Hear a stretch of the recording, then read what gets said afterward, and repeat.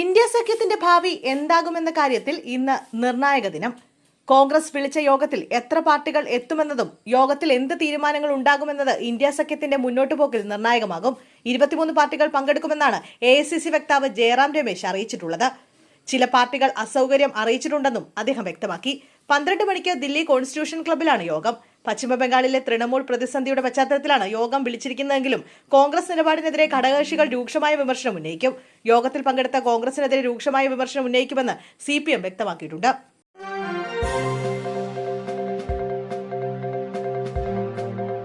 നരുവാമൂട് 18-കാരൻ ശിവസൂര്യയുടെ കൊലപാതകത്തിൽ എല്ലാ പ്രതികളും പിടിയിൽ. കാർത്തിക്, അജിത്ത്, ആരോമൽ, പ്രിയദർശൻ എന്നിവരാണ് പിടിയിലായത്. 1.5 വർഷം മുമ്പ് പ്രതികളുമായി ടർഫിലുണ്ടായ തർക്കമാണ് ശിവസൂര്യയുടെ കൊലപാതകത്തിന് കാരണമായ വഴിയിലേക്ക് നയിച്ചതെന്നാണ് പ്രതികൾ മൊഴി നൽകിയത്. ഇതുമായി ബന്ധപ്പെട്ടുണ്ടായ വാക്കുതർക്കം പിന്നീട് സംഘർഷത്തിലേക്ക് എത്തുകയും യുവാവ് കണ്ണാടി ചില്ലുകൾ തറച്ച് കൊല്ലപ്പെടുകയുമായിരുന്നു. യുവാവിനെ പ്രതികൾ ടെക്സ്റ്റൈൽ ഷോപ്പിന്റെ ചില്ലിലേക്ക് പിടിച്ചു തള്ളുകയായിരുന്നു. ചോര വാർന്നൊഴുകുന്ന നിലയിൽ യുവാവിനെ ബൈക്കിലിരുത്തി പ്രതികളാണ് ആശുപത്രിയിലെത്തിച്ചത്.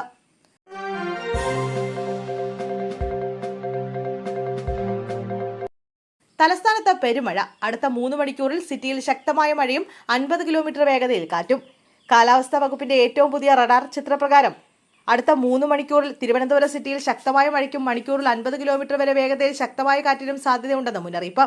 ജില്ലയിലാകെ ഇടത്തരം ശക്തമായ മഴയ്ക്കും മണിക്കൂറിൽ 40 കിലോമീറ്റർ വരെ വേഗതയിൽ ശക്തമായ കാറ്റിനും സാധ്യതയുണ്ടെന്നും ജാഗ്രത വേണമെന്നും കേന്ദ്ര കാലാവസ്ഥാ വകുപ്പ് മുന്നറിയിപ്പ് നൽകി. ഇന്നലെ രാത്രി ജില്ലയിൽ കനത്ത മഴയാണ് ലഭിച്ചത്.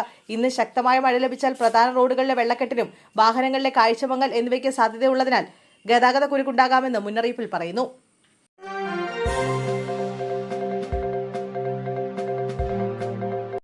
ആലപ്പുഴയിലെ രക്ഷാപ്രവർത്തനം. SITക്കെതിരെ പ്രതിഭാഗം. നവകേരള യാത്രയ്ക്കിടെ KSU യൂത്ത് കോൺഗ്രസ് പ്രവർത്തകരെ മർദ്ദിച്ച ഗൺമാന്മാരുടെ മുൻകൂർ ജാമ്യാപേക്ഷയിൽ വിധി വരാനിരിക്കെ അന്വേഷണ സംഘത്തിനെതിരെ ഗുരുതര ആരോപണവുമായി പ്രതിഭാഗം. ജാമ്യമുള്ള വകുപ്പുകളിൽ നിന്ന് പിന്നീട് ജാമ്യമില്ലാ വകുപ്പുകൾ ചേർത്ത നടപടിക്രമത്തിലെ വീഴ്ചയെന്നാണ് പ്രതിഭാഗം പറയുന്നത്. കീഴടങ്ങാൻ കോടതിയിലെത്തിയപ്പോൾ അറസ്റ്റ് ചെയ്യാനായിരുന്നു നീക്കമെന്നും പ്രതിഭാഗം വാദിക്കുന്നു. കഴിഞ്ഞ ദിവസം അഡ്വക്കേറ്റ് ശിവദാസൻ പ്രതിഭാഗത്തിന് വേണ്ടി കോടതിയിൽ സത്യവാങ്മൂലം നൽകിയിരുന്നു. ഇത് ആലപ്പുഴ ജില്ലാ സെഷൻസ് കോടതി ഇന്ന് ഫയലിൽ സ്വീകരിക്കും. പ്രതികൾക്ക് മറ്റ് ക്രിമിനൽ പശ്ചാത്തലങ്ങൾ ഇല്ലെന്നതടക്കം കാര്യങ്ങൾ സത്യവാങ്മൂലത്തിൽ പറയുന്നു. SITയുടെ നിലപാട് മാറ്റം കോടതി കാണാതെ പോകരുതെന്നും സത്യവാങ്മൂലത്തിലുണ്ട്.